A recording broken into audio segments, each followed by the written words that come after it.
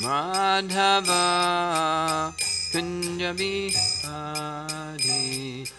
Gopijana Balabha Girivardhari Girivardhari Gopijana Balabha Girivardhari Girivardhari Jasodanandana Brajajanaranjana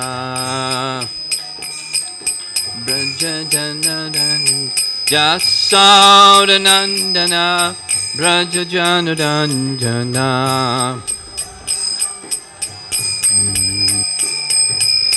Jamunatira Vanachari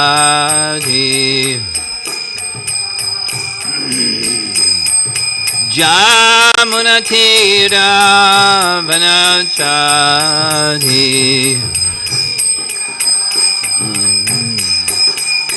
Jaya Radha Madhava Kunja Bihari Madhava Kunja Bihari Jaya Radha Madhava Kunja Bihari Madhava Kunja Bihari Gopijana Balabha Girivardhari Girivardhari Gopijana Balabha Girivardhari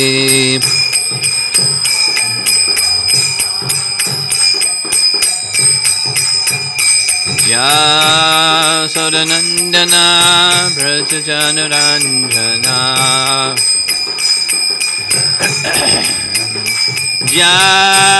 Jasodanandana Brajajanaranjana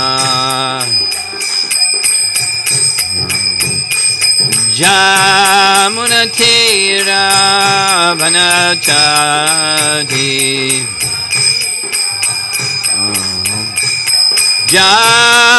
Jamunatira Vanachari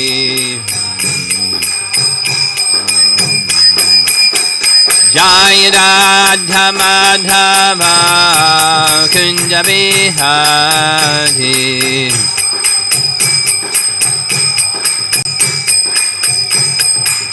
Jaya Radha Madhava Kunja Bihari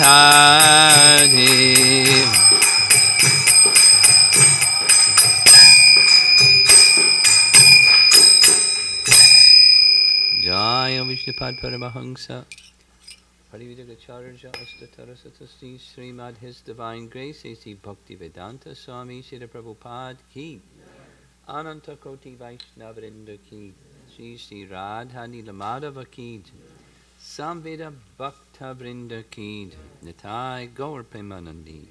All glories to the assembled devotees, all glories to Sri Guru and Sri Gauranga.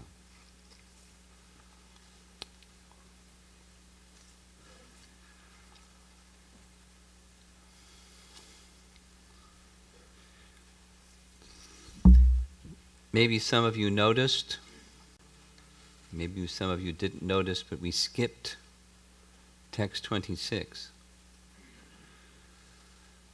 But the good news is 26 connects very nicely with 57, 58, 59, 60. So those are the verses we're going to be discussing, starting with 26. And the subject, broad heading of the subject is how to cultivate devotional service from the position where one aspires for the goal, but one has some involvement in affinity for, maybe even attachment to some of the affairs of the temporary material realm.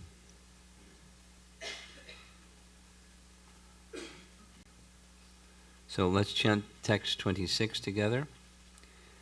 Ata te pesa suchiram prinan govindam avyayam shweta dvipa patim krishnam golokastam parat param prakritya guna rupinya paryupasitam sahasra dala sampane koti kinjalka brimhite Bhunmis chintamanis tatra karnikare mahasane samasinam chidanandam jyoti rupam sanatanam shabda brahmamayam venum vadyantam puje vilasani ganavritam svayar angshayar abhishtatam.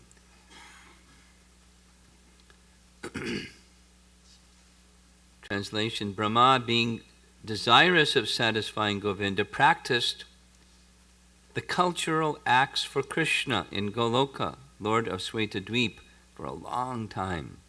His meditation ran thus, quote, "There exists a divine lotus of 1,000 petals, augmented by millions of filaments, in the transcendental land of Goloka. On its whirl, there exists a great divine throne on which is seated Sri Krishna, the form of eternal effulgence of transcendental bliss, playing on his divine flute, resonant with the divine sound with his lotus mouth.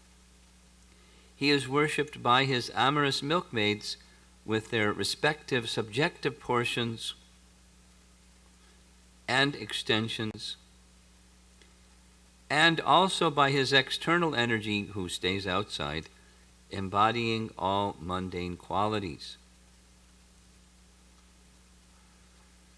So this is a very nice summary, compliments of the author, of helping us understand how Brahma was meditating upon the Gopal mantra, because the Gopal mantra comes at 26, which comes before the Gayatri, Kama Gayatri mantra 27, 28. So this is a nice way of thinking when those of you that are chanting Gopal mantra, this is how Brahma meditated on that mantra while he chanted that mantra for a long time.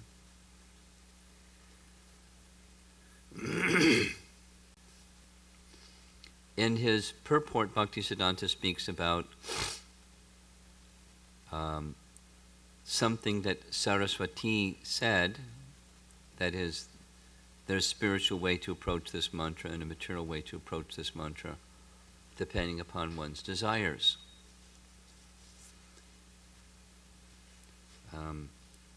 I'll just read Bhaktisiddhanta's exquisite language of text 26.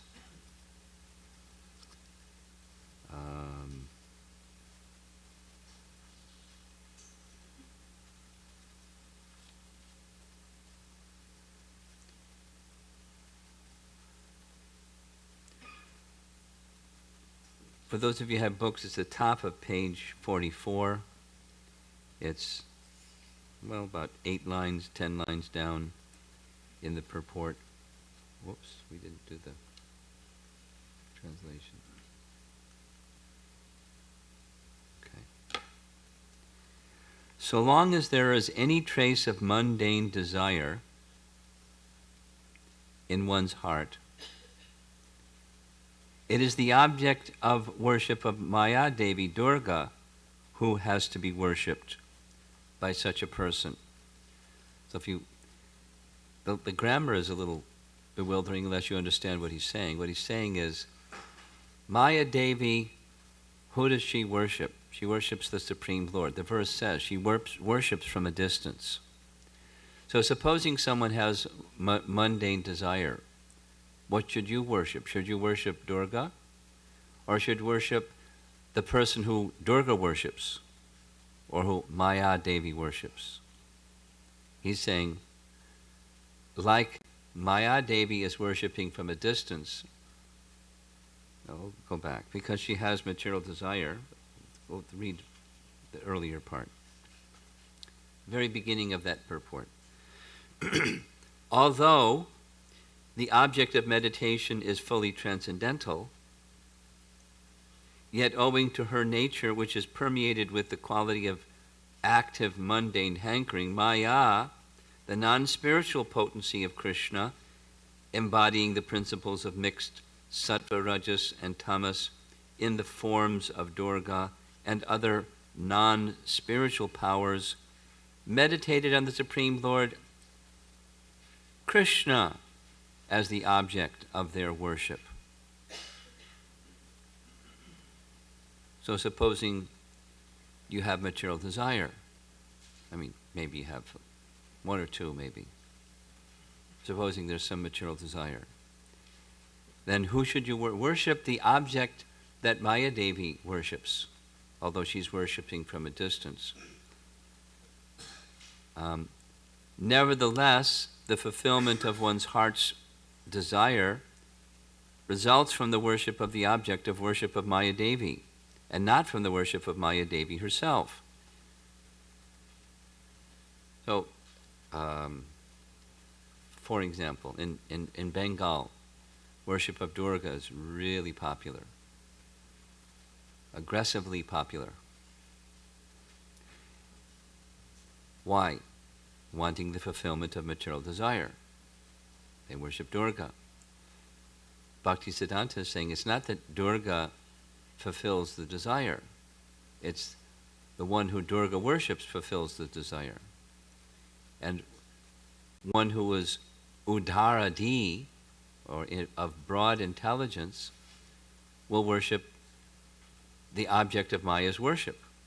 Akama, sarvakamo va moksha kama udaradi, tivrena bhakti yogena yajeta purusham param.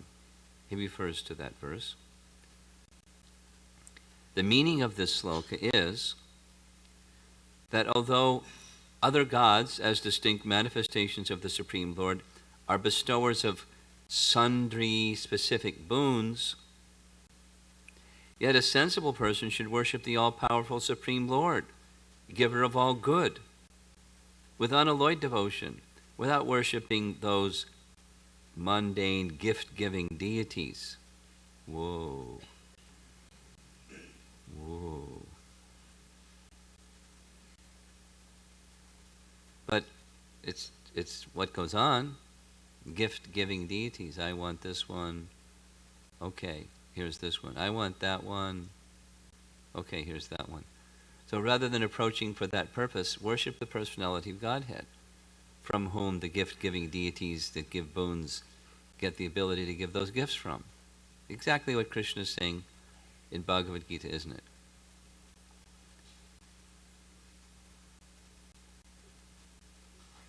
And now the connection between this verse, 26, and the next set of verses we're going to be discussing at the bottom of the purport. True devotion is unalloyed devotional activity, free from mundane desire. You've heard that one before, Anyavilasha Trishanyam. The devotion of Brahma, etc., is not unmixed devotion. Well, at least at this particular stage. What is that unmixed component? He has a desire to construct a universe. The devotion of, but there is a stage of unmixed predilection. What's predilection mean? Like a hankering or an inclination for. I'm inclined, I wish to get to the stage of unmixed devotion. I have a predilection for that. There is a stage of unmixed predilection. even in devotion, for the attainment of one's selfish desire. Like Dhruva Maharaj. He wanted a kingdom. He wanted a big kingdom.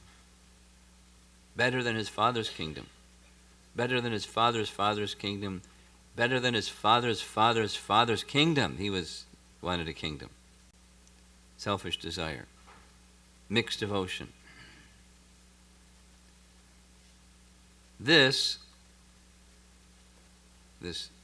type of devotion that's mixed, that can lead to unmixed, this has been fully described in the concluding 5 slokas of this work. That is the easiest method of divine service prior to the attainment of self-realization by fallen souls. That means us. So,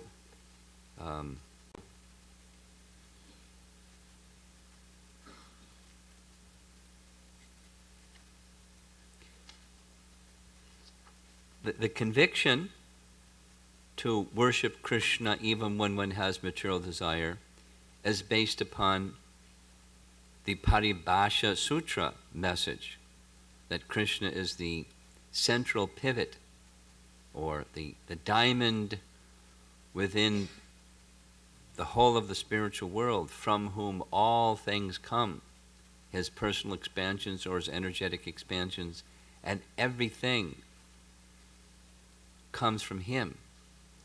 So a udaradi, a person of broad intelligence, will worship accordingly.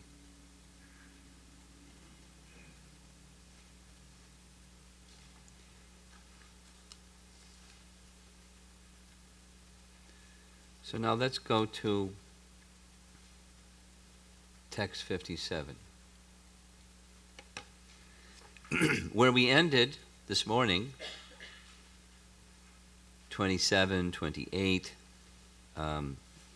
Brahmaji becomes well acquainted with the ocean of truth by dint of his chanting of this Gayatri mantra, and now enriched with the ocean of truth, he offers prayers to Govinda. So that runs from text 29 through 56. So now we're covering 57.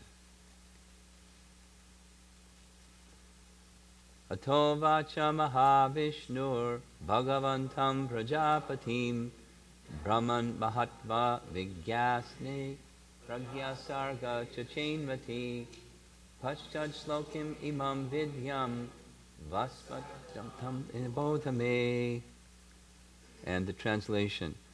On hearing these hymns, containing the essence of the truth, the Supreme Lord Krishna said to Brahma, something's missing. Brahma, let's see.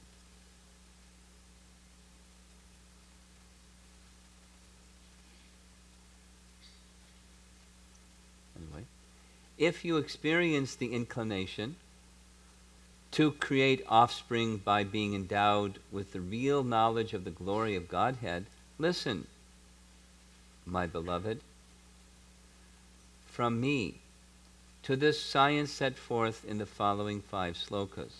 Yeah, there's the part I was looking for. He has a very intimate, affectionate relationship with Brahma. He's calling his beloved.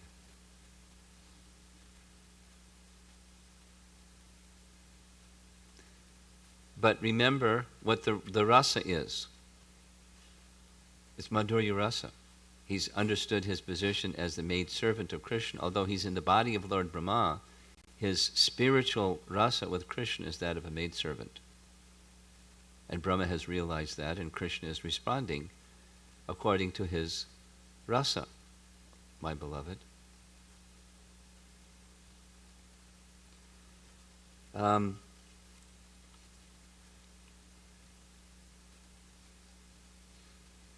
I'll read from the purport of text 57. Brahma was actuated by the desire for mundane creation. This is another one of Bhaktisiddhanta's language things. Actuated by. inspired by, motivated by, filled, enthused by the desire for mundane creation. Krishna then said to Brahma how pure unalloyed devotion can be practiced by souls engaged in worldly occupations by combining the same with the desire for carrying out the behest of the Supreme Lord. The behest, like the desire, the will. So this is very relevant to all of us, conditioned souls who have part there is attraction for the Supreme Lord, part there's attraction for something mundane, and whatever the degree to that is. So to carry out that thing that's connected to matter, let's say family life, or career, or whatever it is, buying a car, or whatever it is, just how do you do devotional service when doing those things? So it's going to be explained, the how to. And he repeats at the bottom, in parentheses, how bhakti is practiced by performing worldly duties in the form of carrying out the commands of the Supreme Lord is being described. Well, that's behest, the commands of the Supreme Lord. Very important topic.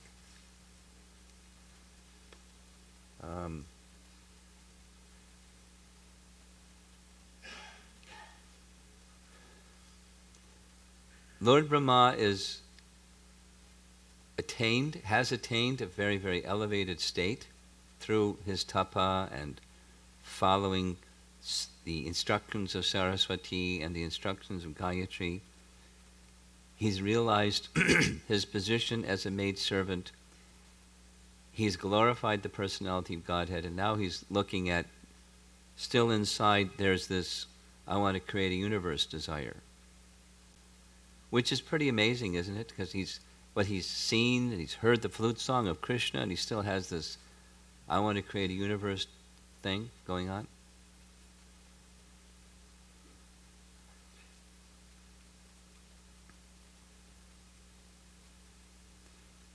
Jiva Goswami comments on this verse. After speaking these descriptions, the Govinda prayers, the author, Lord Brahma, proceeds in these verses to describe the way one may attain the mercy of the Supreme Personality of Godhead. So that's a clue. There's a descending factor along with what we're supposed to do. And we have to be tuned into the descending mercy factor while combining our activity that's of this world with the Supreme Personality of Godhead.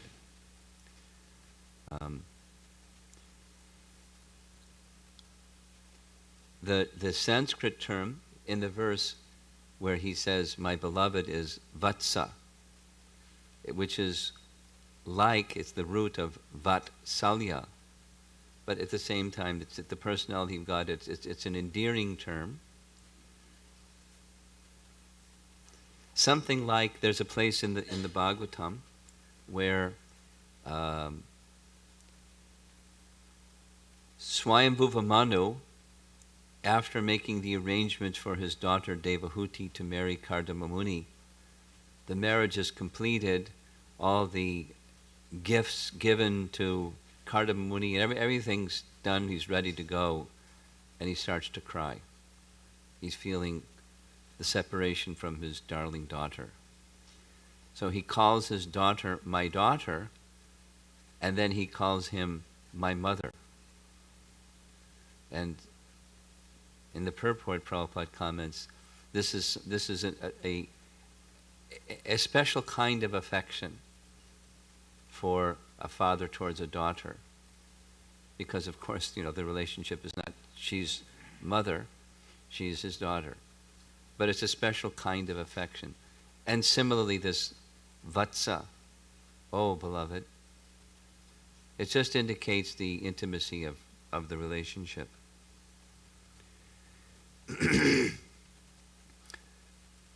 In the Bhagavatam description, which is Canto 2, Chapter 9, when Lord Brahma gets to this stage, he's performed his tapa. The personality of Godhead shows his mercy to him by disclosing the Vaikuntha realm right in front of him in this expanse of darkness. The transcendental Vaikuntha realm is displayed, and he enters into it. And Lord Vishnu offers Brahma a benediction. And the benediction that Brahma requests is that he's intelligent, so he asks for more than one. But one of them he asks for is protection from Maya. And specifically Maya in the form of thinking, I'm a universe creator. So similarly for us, when we do some service, we may like to think of ourselves as, I did it. Like I cooked the feast, or I dressed the deity, or I made the outfit, or I arranged the festival, or I did this and that, one of the exhibits at Ananda Mela, or whatever are the things that, so many things that people do. So rather than thinking of yourself as the doer of the activity, request Radha Nila Madhava for the protection from the illusory conception that you're the doer of the activity. You're the instrument, and Krishna may choose to utilize you as an instrument. And the protection, just like those who chant the Gayatri mantra, Trayate, that's deliver. For one who chants that mantra, Gayatri gives her protection. And that's the protection from again, taking a deep plunge into the cesspool of material consciousness, of thinking, I'm the doer. And because if you're the doer, guess what? You're the enjoyer of the fruits of what you do. It just follows. It's like the domino thing again. So just pray for that protection. And that's what's going on here in this verse as well. The protection is how to stay on the spiritual side while we're involving ourselves with affairs of this world in service to Krishna. That's protection.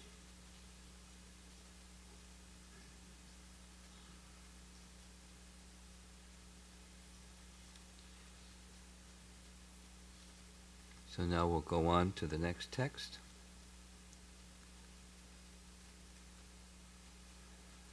Prabhute jnana bhaktibhyam atmanyananda chinmayi udit yat bhaktir bhagavat prema lakshana udit tyutantama bhaktir. Translation: when the pure spiritual experience is excited by means of cognition and service, or bhakti, super excellent, unalloyed devotion, characterized by love for Godhead, is awakened toward Krishna, the beloved of all souls. Perhaps you can remember earlier in this seminar I mentioned something that's spoken later in the Brahma Samhita, here's that later, where the living entity, conditioned living entity, wishing to come to the position of affinity for Krishna instead of affinity for matter, and to realize and appreciate Krishna instead of just be bewildered by matter, there's two components or two shaktis of Krishna that when they extend from Krishna to the living entity, then he can be cognizant of Krishna instead of non-Krishna or Maya. And that's Hladini Shakti and Samvit Shakti. So, or devotional service, and that power of Krishna by which he knows himself and others can know him. And that's what's being said here. When the pure spiritual experience is excited, it's like awakened by means of cognition and service. Super excellent, unalloyed devotion characterized by love for Godhead is awakened towards Krishna, the beloved of all souls. So this is the first verse. He's made a pronouncement. Krishna has made a pronouncement to Brahma. I'm going to, in the next 5 slokas, explain how to function in this world. Even you're within the world, and even there's some affinity for this world in the position of pure devotion. So he's here describing the position of pure devotion. And in the purport, just briefly read, this knowledge, jnana, or cognition, Bhaktisiddhanta Saraswati Thakur refers to knowledge of Krishna in his fullness, so sambandha abhideya prayojana, and he indicates the knowledge that embraces only,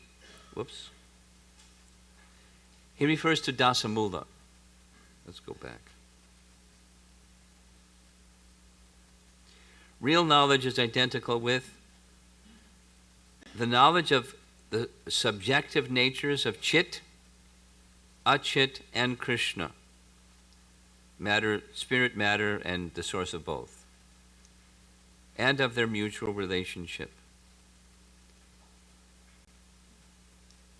The knowledge that embraces only the first 7 of the 10 basic principles, dasamula, is the knowledge of relationship. So, the mantra, the 2 mantras, Gopal mantra and Kam Gayatri mantra, have these 3 divisions, sambandha abhideya prayoja, knowledge of relationship, acting within that relationship, and the fruit of that relationship. That knowledge, Bhaktivinoda Thakur, I'm going to at the very end just show you another slide presentation that just outlines dasamula tattva. Dasamula, mula means root, dasa means 10. So according to Bhaktivinoda Thakur, there are, within the teachings of Lord Chaitanya, which are the teachings of the Vedas, there are 10 mulas, or essential truths. And I won't do it now, I'll show you later.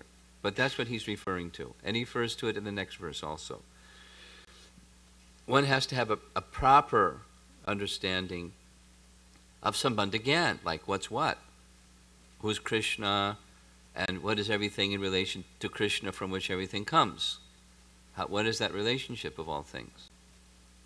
And then acting within the relationship ourselves, and then mature stage. So that's this knowledge that's being referred to, in the verse. What happened?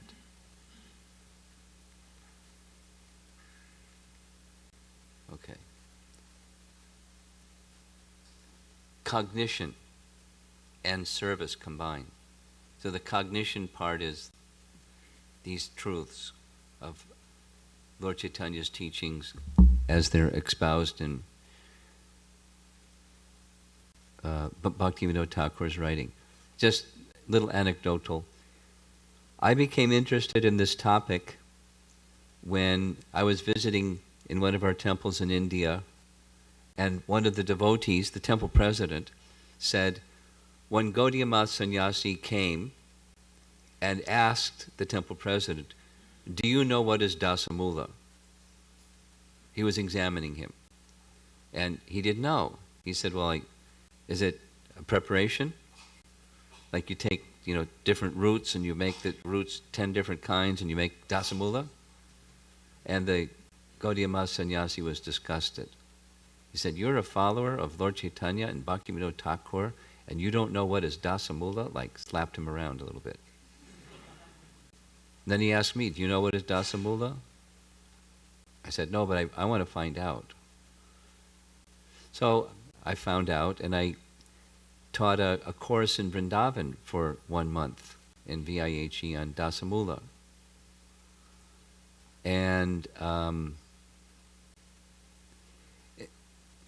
like this, it's like you just keep going, and you can't find the bottom. But there's the 10 essential truths, and I'll show them to you at the end. And from these 10, what we did at the end, after we covered them all, we had another 5 days.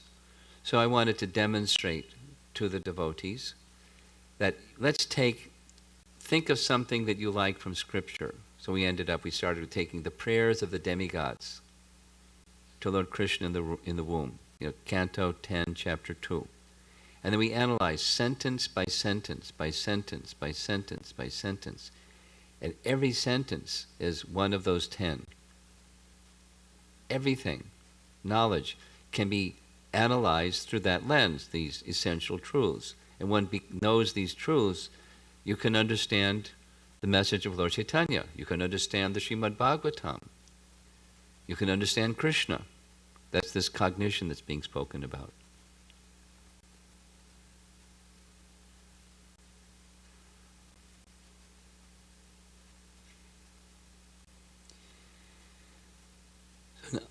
Now we'll go on to text 59.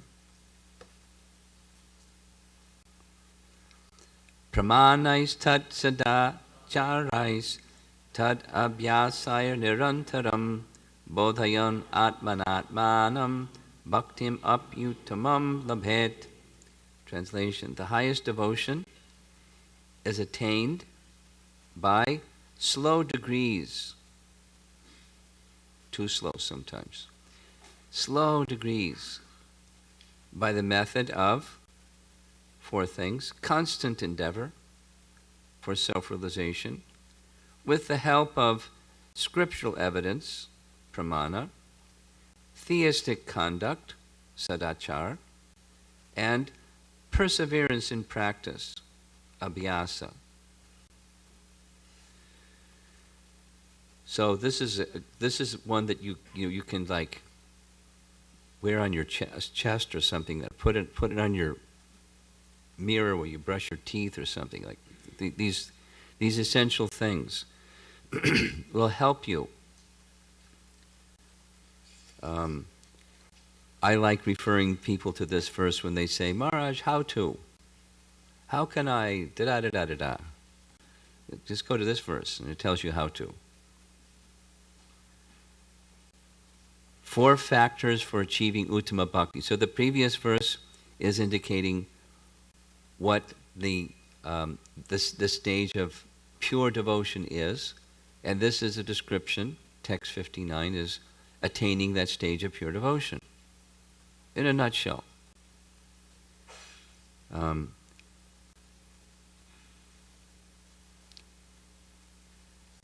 Bhaktisiddhanta's eloquent purport.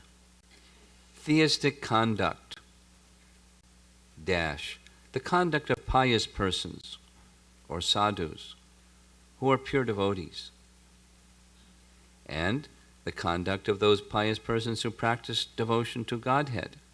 So that's from Rupa Goswami's language. That's the Anukulyena Krishna Anushilana. Krishna Anushilana. You follow the behavior, the conduct of the perfected souls. Anushilana. You're down here, and they're up there.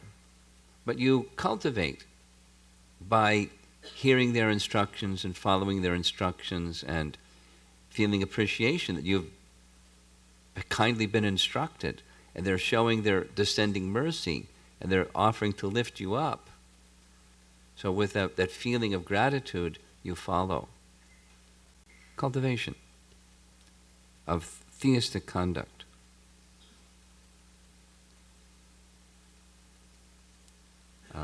Actuated by spontaneous love. Then practice dash, to learn about the 10 basic principles, dasamula, from the Shastras, and on receiving the name of Hari as laid down in the same, embodying the name, form, quality, and activities of the divinity, to practice the chanting of the name by serving him day and night. So that's abhyasa, practice. Practice according to the essential teachings. So again, it's knowledge and devotional service. It's the practice stage. Continually abhyasa, strive and practice. Just share this with you. We had a like 8 years ago or something like that, a japa retreat for leaders. It was inspired by a disciple of Bhakti Tirtha Swami named Purusha Sukta, very nice devotee, and his wife Divyambar. And Purusha Sukta had heard regularly from Bhakti Tirtha Swami that he felt it was very important for those in leadership positions to associate with others in leadership positions, because so much of our time is spent with people who were leading, and not enough time, in his opinion, with others who are like themselves, with peer association. So he spoke about it regularly, the importance of leaders having peer association for strengthening their relationships and, just getting spiritual strength from one another, because we're so busy giving strength to others. So inspired by that, Purusha Sukta arranged initially some japa retreats, and then he had this bright idea of japa retreat for leaders. Unfortunately, many devotees, being humble, felt, well, I'm not a leader, so I can't attend. But they missed the point. But those that did attend, it was a very nice event. The venue was in Ojai, California. Very nice place, very near where Giriraj Maharaj stays. But nice place, and it was up on a hill, up on a mountain, actually, on a Buddhist monastery, a Buddhist retreat center. And look, up, and you're at the retreat center. You look out the window, and there's this awesome scene of a big valley and the ocean out there and a river and all kinds of, it's just beautiful scenery. So very peaceful. And different members were requested by Purusha Sukta in advance to speak something. And one of the things that Rabindra Saruprabhu, who attended this event, chose to speak about was abhyasa. And he was speaking after having attended a week-long retreat on the East Coast that was like for everybody. And because it was a week-long retreat, he had lots of realization about abhyasa, just continuing to practice and continuing to practice and continuing to practice. Like Lord Brahma, for thousands and thousands of years, just continued to practice faithfully. So to continue to practice, you have to get beyond passion. Because passion, you want fruits, you want results. And so how do you keep practicing and practicing and practicing and practicing unless goodness starts to prevail? And then it's another mode that's operative. And then you're practicing in the mode of goodness, and practicing and practicing. Practicing for what? Then the goal, prayojana, becomes more clear. Practicing for what? Practicing for pure love for Krishna. Not, get some experience or some perk or recognition or whatever the things that our mode of passion is famous for. Just, the higher goal. Practice and practice. So similarly, that's what's being, one of the 4 things that's being identified here. Theistic conduct, regular practice. See how else he describes this. Study of the scriptures in association with sadhus.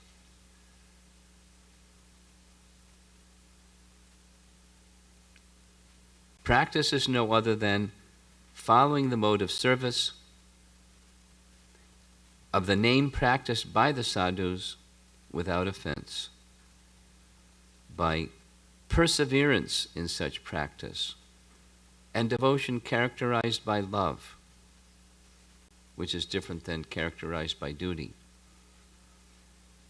which is the fruit of spiritual endeavor, makes her appearance in the essence, in the pure essence of the soul. So it's sadhana. This is, practice to come to the stage of perfection. So it's acting in devotional service.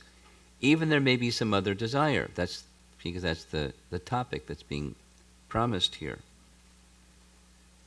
And, whoops, I didn't show you the translation. So now this is the final verse for this morning, text number 60. Yasya shreyas karam nasti yaya nivrittim apnuyat sadyati mam eva bhaktim tam eva sadhayet.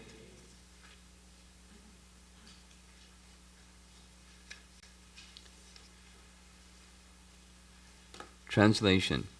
These preliminary practices of devotion, sadhana bhakti, are conducive to the realization of loving devotion, prema bhakti. Loving devotion, than whom there is no superior well-being, who goes hand in hand with the attainment of the exclusive state of supreme bliss, and who can lead to myself. Krishna speaking to Brahma about following sadhana bhakti with these four principles consistently in place, sadhana leading to prema. So it's a cultivation, just as Rupa Goswami is teaching in his Paribhasha Sutra of Nectar of Devotion, or Bhakti Rasamrita Sindhu. Here it's just being expanded by Krishna to Brahma.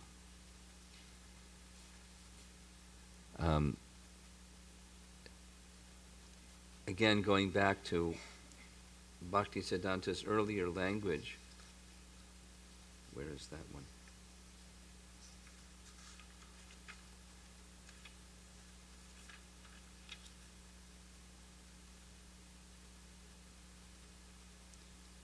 Text 26.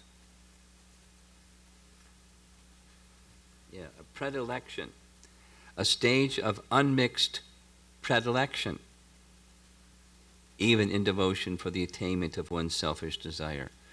This is Rupa Goswami's teaching, which is Lord Chaitanya's teaching, and it's Lord Brahma's teaching, which is, although I may be in this lower stage, I wish to come to the higher stage, to pure devotion, unmixed devotion. So a predilection for that, a hankering for that, an aspiration for that. And how to achieve that? By following those persons who have achieved that, or those who are on the way to Krishna, who are following like that. And so associating with such persons and hearing from such persons and following such persons, cultivating that same mood through their example and their instructions and their association, that predilection element is to come to that stage. This is our life in devotion to Krishna. It matches our current reality. There's a mix. Devotion for Krishna and attachment for things of this world, some things of this world. And managing the attachment to the things of this world with the dedication ultimately to attain the Supreme.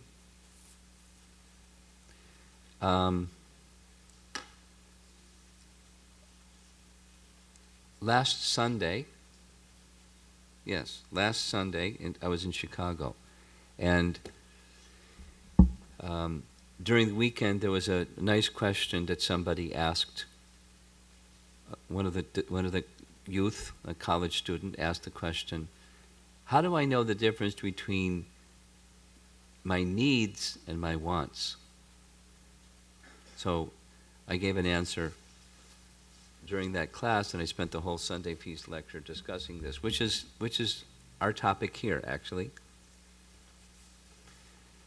And one of the biggest oppositions or stumbling blocks is our dear friend false ego, because our dear friend false ego, which has both the element from the Mahatattva as well as the mundane egoistic principle Shambhu, investing that within each and every soul within the material world, we have this like bogus idea of who we are and what happiness is and what's going to make me more happy and what's going to diminish my unhappiness, and it's ruling our lives. So to make the distinction between what we need and what we want, from the get-go, we've got the wrong conception to work with. It's very difficult, and therefore we actually need, we must have examples of persons who are on the way to Krishna and who can guide us. And then there's, well, yeah, but I have this need. At least I think I have this need. And so managing all of that while we're trying to go on the way to Krishna too, following these nice devotees, or even perfected devotees. And our process, you read carefully in Srimad Bhagavatam in the initial verses and purports, Prabhupada is explaining our process of devotional service is one of nivritti, not pravritti. Pravritti is the conception that I do this so I can get that. I'll enjoy and prosper in this life and the heavenly realm after this life. That's common conception, pravritti. Ours is different. Progressively decrease one's material involvement. Like the fulcrum moves, and as one becomes stronger in devotion, then one's sense of needs diminishes. And the converse is true. If one becomes weaker, slackening in devotion, then all these other things that say, I need this and I need that, starts to increase. So that's a very good way to monitor how we're progressing. Bhaktivinoda Thakur said like this, when asked the question, what are some measures to know whether we're progressing or not? He offers this one. How much asat trishna do you have? How much thirst for the impermanent do you have? And if it's decreasing, then you're advancing. And then it's Krishna Trishna, thirst for Krishna, hankering for Krishna. Even we may be in this mixed condition, hankering for Krishna, then you're progressing.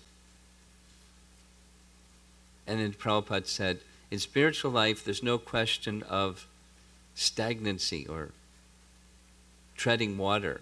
Either you're progressing or you're regressing. You're not there's no staying the same. Like, the current of material energy is moving like a river, very swiftly.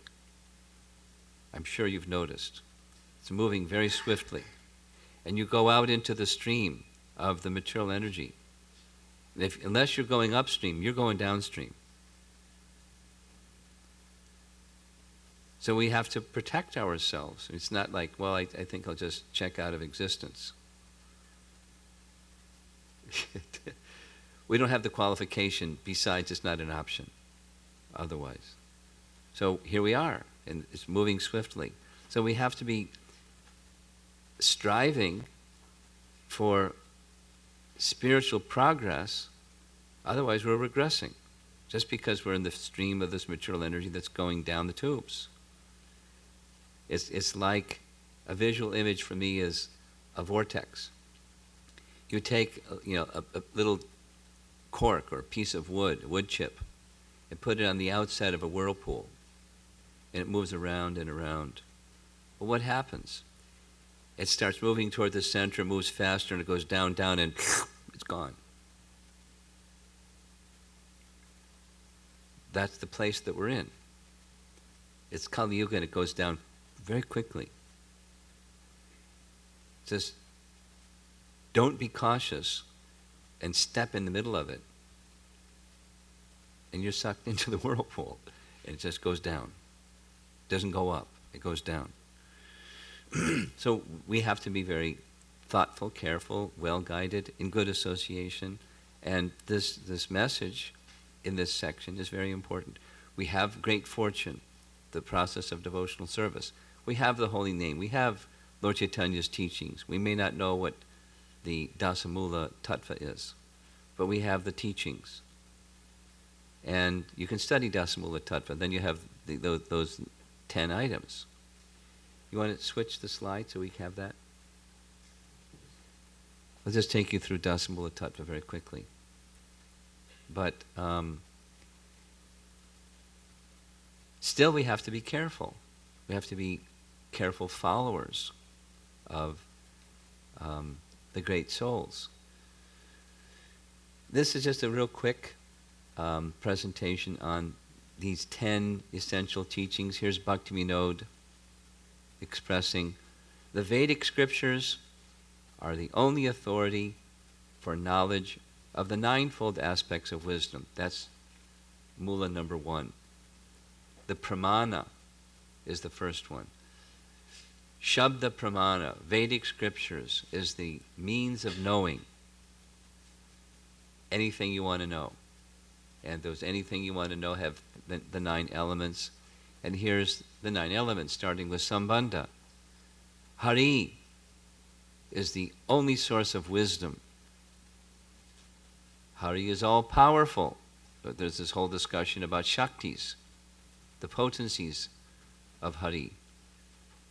He's an ocean of bliss. He's Ananda aspect of Hari. And the living entities are his parts and parcels. That's another Sambandha item. Some of the living entities are conditioned by material nature. Other living entities are liberated from material nature. And everything, including the jivas, are one and different from Sri Hari. This one indifference is something that's the last of the Sri Brahma Samhita verses. We'll hear about that this evening. So there's 7 that are established by Scripture. And Abhideya is quite simple. Unalloyed devotional service is the only means for the conditioned souls to go beyond this world of birth and death. And of course there's a lot to say about that. And then finally prayojana. Love for the Supreme Lord, prema, is the only goal. So there it is. And one can spend a month talking about what we just showed in 3 minutes. Or longer than a month. You can spend lots of time. Because it's the ocean of truth that Lord Brahma became well acquainted with simply from chanting his Gayatri mantra.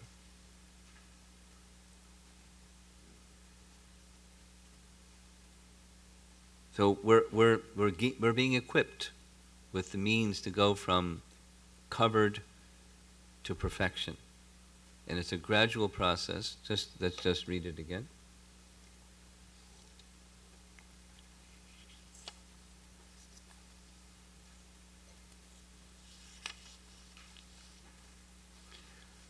Text 59, the highest devotion is attained by slow degrees, by the method of constant endeavor for self-realization, with the help of scriptural evidence, theistic conduct, and perseverance in practice. Okay, so I'll end with that and see if there's any discussion or questions.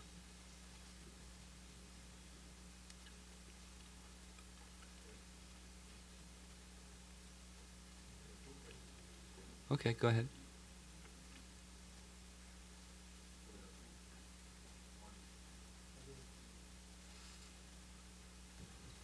Haripo.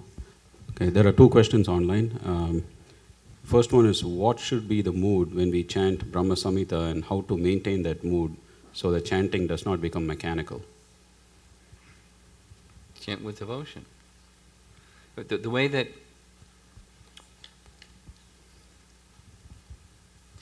what's Bhakti Siddhanta's language? One should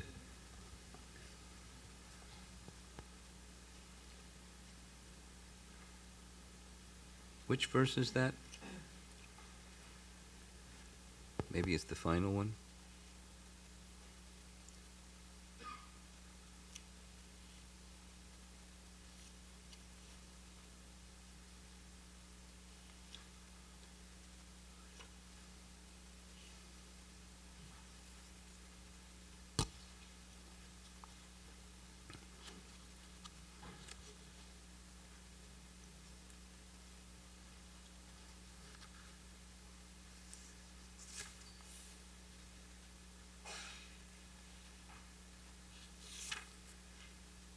Well, I can't find it. It's Bhakti Siddhanta's language is that one should chant these verses with great reverence and devotion, trying to enter into the spirit of these prayers, this hymn, as a regular daily function.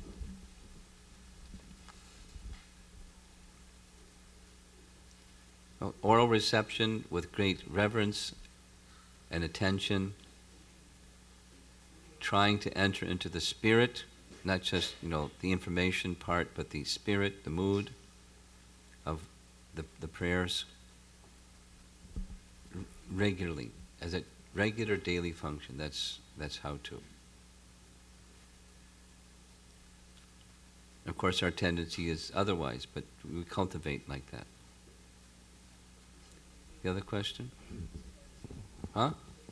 28. Thank you.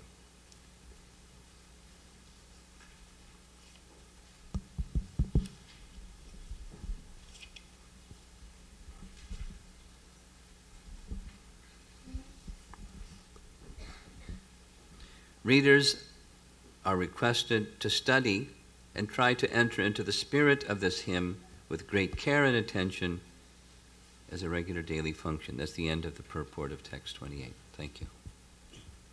The other question?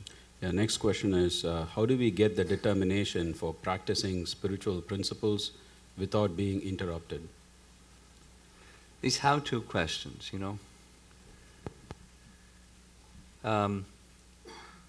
in one, and there's a series of devotees reading chapter 6 of Bhagavad Gita, verse and purports, and Prabhupada interrupting at points in time and commenting. So I very clearly remember this. At one point, Prabhupada raised the question, how does one increase one's determination? Which is the question. And then he answered by voluntarily accepting austerities, one's determination will increase. And so there's some standard kinds of austerities that we can do. Observing Ekadasi, observing some vrata during Kartik, increasing the number of rounds during appearance days, or things like that.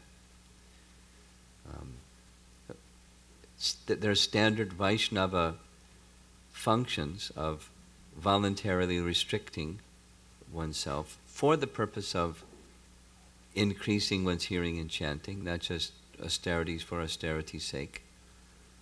And by our tapa of being regulated and being clean and being truthful and, Brahminical austerity helps us strengthen our determination in spiritual practice. Yes? Yeah, I had a question about verse... Little softer? Yeah. Sorry? Yeah, a little further away, good. Oh, okay, yeah. Verse 60. 60. 60. Okay. The last phrase says, exclusive state of supreme bliss in the purport, translation, and who can lead to myself. So Brahma is the author of this book. So what does myself mean? At these verses, Krishna is speaking to Brahma. Oh, okay. So the myself is with a capital M. That's Krishna speaking to Brahma. Okay. Maharaj, you said previously that Goloka is the highest. What's the highest? Goloka. Goloka is the highest. So why isn't Vaikuntha or Ayodhya also higher? Because Krishna's there too. Okay. Good question. Put the microphone down.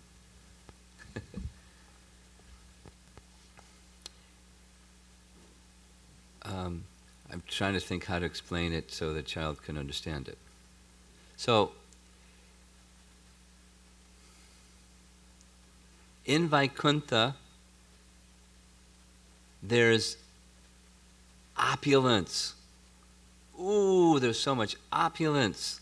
And everyone's going, awe and reverence. He's opulent. He's the supremely opulent personality. He's the master of all opulence. That's Vaikuntha. Then there's some intimacy beyond just majesty in Ayodhya, where there's Hanuman who is intimately serving Ram. He's not just because he's majestic, it's because he's Ram. He just wants to serve Ram. So there's an intimacy. And he's right there with Sita and Ram, ready for some service. And then, service. He just loves service in a very intimate and personal way. And then we'll go to Goloka, starting with Dwarka. There's great opulence also in Dwarka. But the associates in Dwarka, the Yadu dynasty members, they sit with Krishna just like we hear in Bhagavad Gita. Sometimes Arjuna said they would lie together and just have conversation. Opulence is there, but the intimacy increases.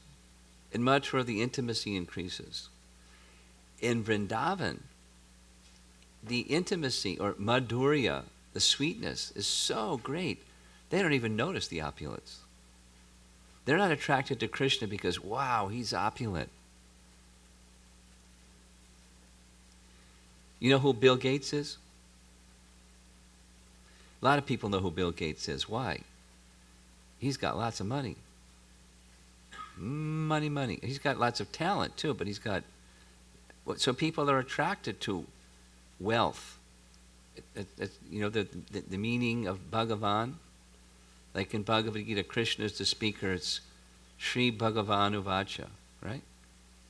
What does Bhagavan mean? Van means possessor. And Bhaga means opulence.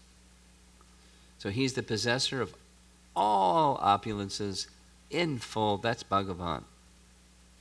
So in Ayodhya, they know Bhagavan. He's opulent. But Arjuna knows Bhagavan in a different way. He's my friend. He's driving my chariot. That doesn't happen in Vaikuntha. Narayan driving people's chariots. He's opulent. It's awe and reverence. You understand? Then there's more intimacy, and then so much intimacy in Goloka. It's just intimacy. Krishna's lifting Govardhan Hill for 7 days. They're not thinking, wow, he must be God. They're thinking, his arm must be getting tired. Krishna, can you switch to your other arm so we can then massage your left arm? It must be getting tired.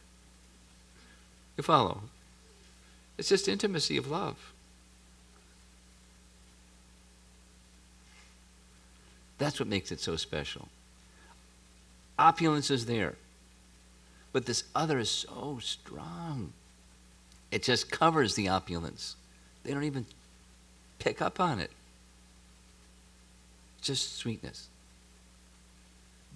And therefore the loving quality is so incredible. So that's Krishna. His name means all attractive. And the most attractive part, he's playing upon his flute, charming all the residents, not just the gopis, the cows. When the cows hear Krishna's flute, their ears go up and their tails go up and they stop. And their udders are pouring milk into the ground just hearing Krishna's flute. The birds flying in the sky, they become stunned and they fall to the ground. The river Jamuna is flowing and they hear Krishna flute, the river Jamuna stops. And the trees that are standing still, they start dancing. Because the sound of Krishna's flute is so attractive. It's not an opulence, it's just the charming sweetness of Krishna is so incredible. And so the intimacy of love is most intimate. That's what makes it highest.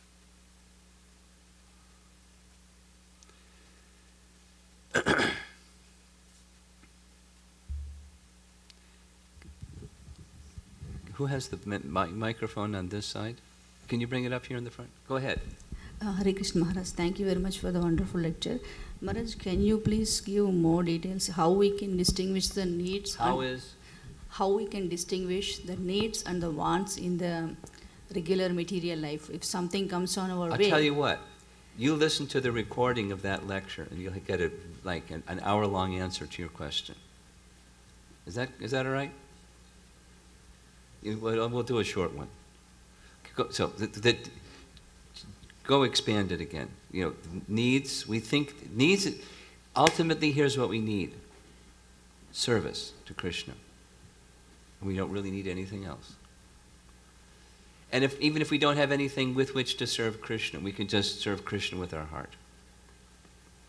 We can be in the most restricted of circumstances, and we can serve Krishna from our heart. And if we get a little something, we can use that little something in service to Krishna. We don't need that little something. We just need service to Krishna. That's all. That's what we need. But covered by false ego, we think we need so many things.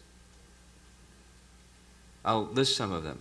They're listed in Bhaktisiddhanta's purport that we're going to discuss this evening. But we have social needs. We need companionship.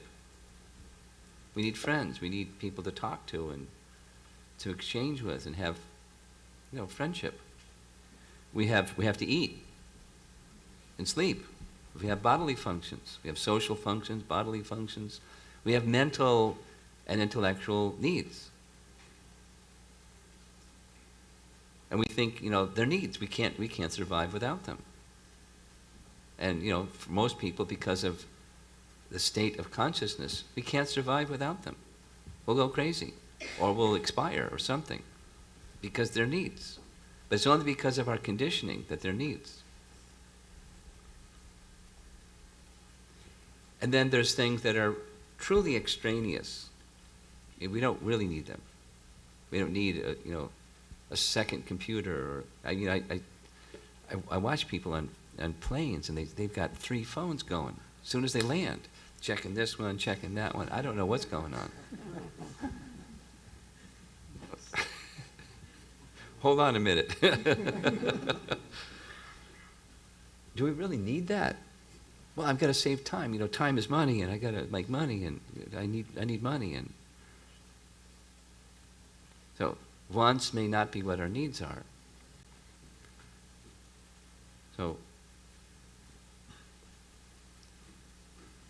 a devotee, a thoughtful devotee, should consider, in order to be stable and sustain my devotional service, these are things that are truly required.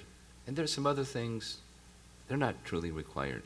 And minimize them or eventually do without them on the strength of devotion to Krishna, not artificially. I'm looking to increase devotion, and part of the thing that will help me is diminish those things that are on the want side, and even, do I really need? So, I invite you to consider, next time you want to go shopping to buy stuff, think about 10 times, do I really need this?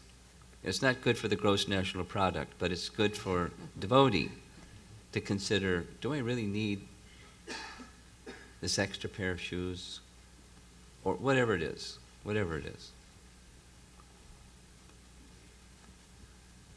And if it's something you need, then get a good one. And maintain it carefully, because it's for Krishna's service. So maintain it carefully. It's provided by Krishna for his service. If you don't need it, don't involve yourself with it. Keep some in the storage place in case I need it. That's American culture. Okay? Thank you very much. Okay. Up front here, yes. Hare Krishna Maharaj, thank you very much for the class. You were talking about Sambandha, Abhidheya, Prayojana and specific deities for each. Yeah. So is there a significance, and do we have to cultivate a mood when we are acquiring knowledge aspect? Well, it's not, we don't need a mental adjustment. Let me do this to respond to your question. What's the name of the deity that Madhavendra Puri worshipped? Gopal.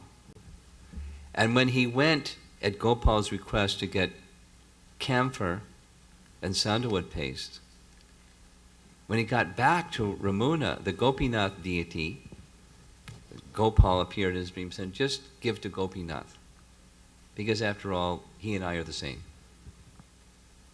So that gives you a clue, right? There's different aspects of the same Krishna. One aspect of Krishna is that which helps us establish a relationship. Madan Mohan, by name. But it's the same. Okay? So we don't need to make a mental adjustment. We need to follow the teachings of our acharyas, and this aspect of Krishna, that aspect of Krishna, another aspect of Krishna will help us go further and further. Is that all right?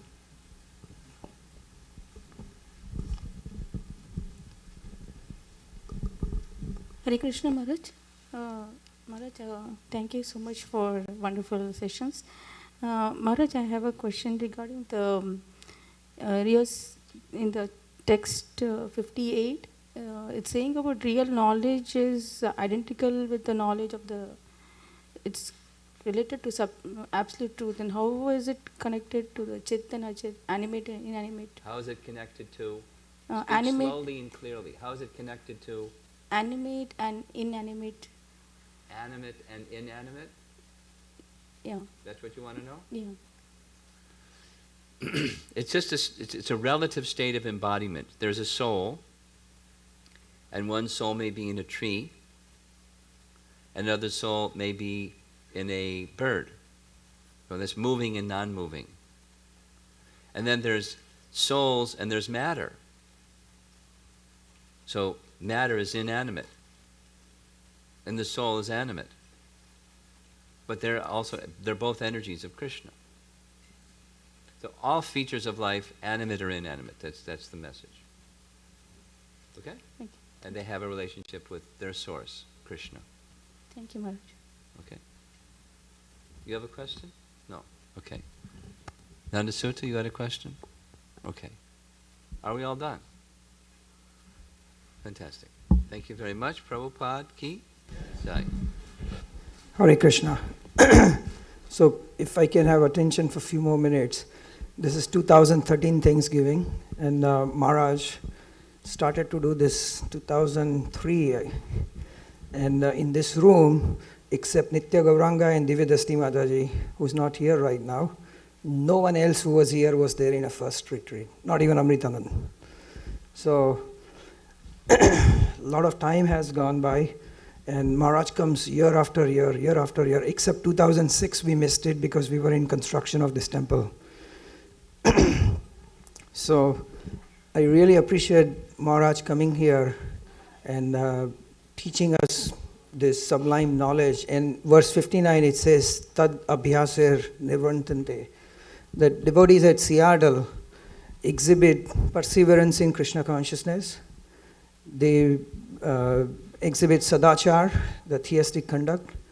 They exhibit praman, scriptural understanding and knowledge.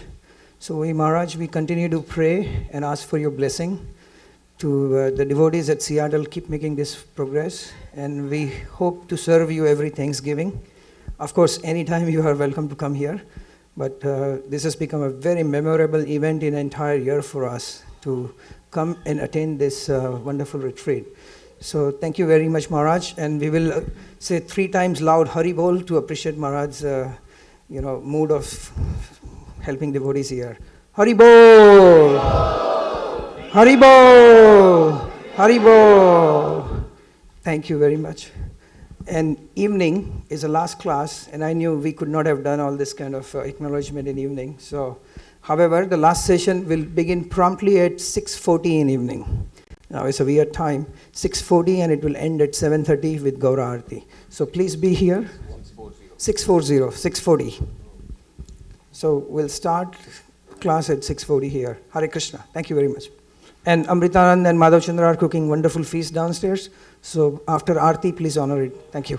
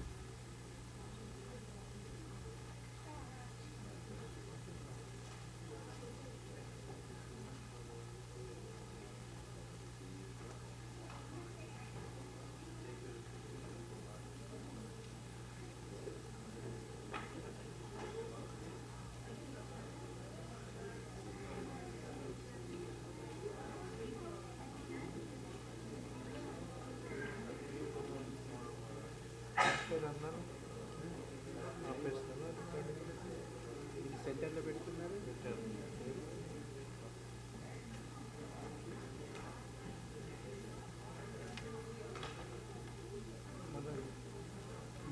సాయంత్రం ఏం చెప్తారని